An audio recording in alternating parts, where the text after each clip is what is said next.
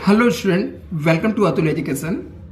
तो जैसा कि आपको पता है कि हमारे बुक्स ऑफ अकाउंट्स में जो ट्रांजैक्शन रिकॉर्ड किए जाते हैं वो ट्रांजैक्शन या तो कैश बेसिस पे होते हैं या फिर अक्रूवल बेसिस पे होते हैं। तो कैश बेसिस और अक्रूवल बेसिस के बीच में डिफरेंस क्या है, कैश बेसिस ट्रांजैक्शन क्या होते हैं, अक्रूवल बेसिस ट्रांजैक्शन क्या होते हैं और दोनों में बेसिकली डिफरेंस क्या है।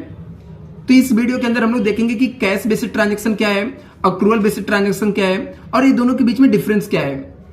बहुत कंफ्यूजिंग कॉन्सेप्ट है, तो इस डिस्टिंग्विश के बाद आपको समझ जाएगा कि दोनों क्या होता है।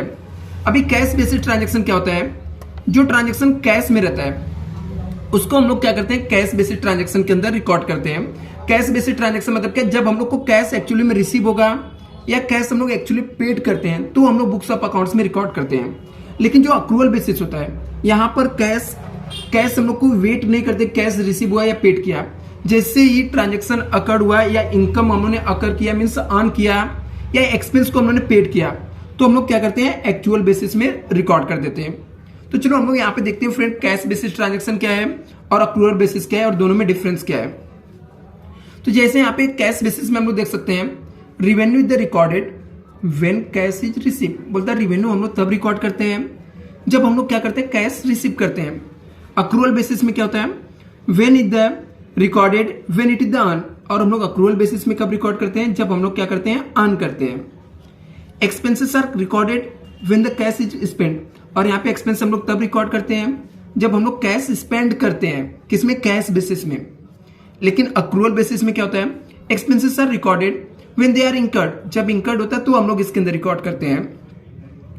यहाँ पर income is the tax rate only when the cash has been receive, इसके कैश बेसिस के अंदर टैक्स आपको तभी भरना पड़ता है जब हम लोग कैश को क्या करते हैं, रिसीव करते हैं। बट अक्रूवल बेसिस में क्या होता है, income is the tax rate when is the cash is not been receive, जब वो कैश नहीं भी रिसीव किया रहेगा तो भी क्या हो जाता है, टैक्सेबल हो जाता है।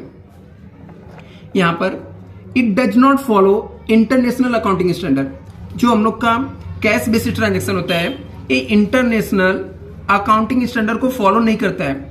बट जो हम लोग का अक्रूवल बेसिस ट्रांजैक्शन होता है इसके अंदर क्या होता है, इंटरनेशनल अकाउंटिंग स्टैंडर्ड को क्या किया जाता है, फॉलो किया जाता है। जो कैश बेसिस ट्रांजैक्शन होता है इसको हम लोग रेयरली कहीं कहीं पे यूज होता है, बट जो हम लोग का अक्रूवल बेसिस ट्रांजैक्शन होता है वो वाइडली यूज होता है।